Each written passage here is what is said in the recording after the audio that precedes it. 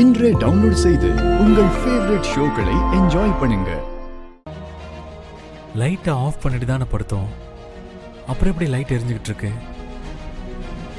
Hi Varun.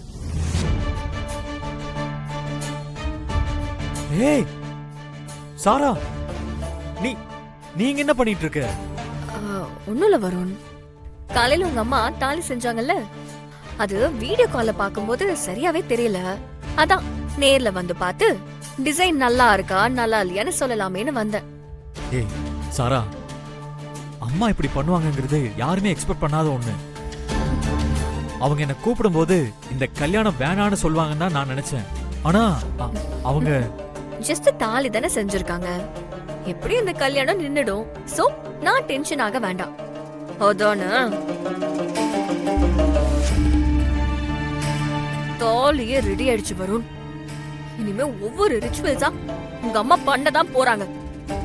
இந்த கல்யாணத்தை எப்படி நிறுத்த போறோன்னு தெரியாம நானே டென்ஷன்ல தூக்கம் இல்லாம உன்ன பார்க்க வந்தா நல்லா நிம்மதியா தூங்கிக்கிட்டு இருக்க.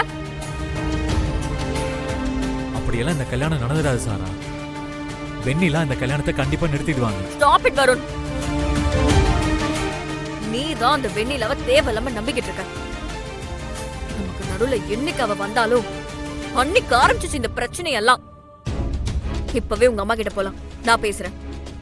ஏய் நீ கூட மட்டும் நில்ல. ஏய் சாரா, சொன்னா கேளு.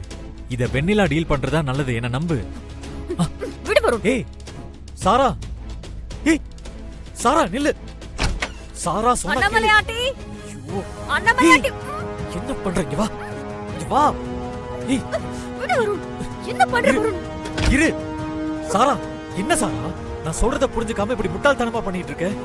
ஆமா வருண், நான் முட்டாள்தான். அதான் இப்படி முட்டாள்தனமா பண்ணிக்கிட்டு இருக்கேன்.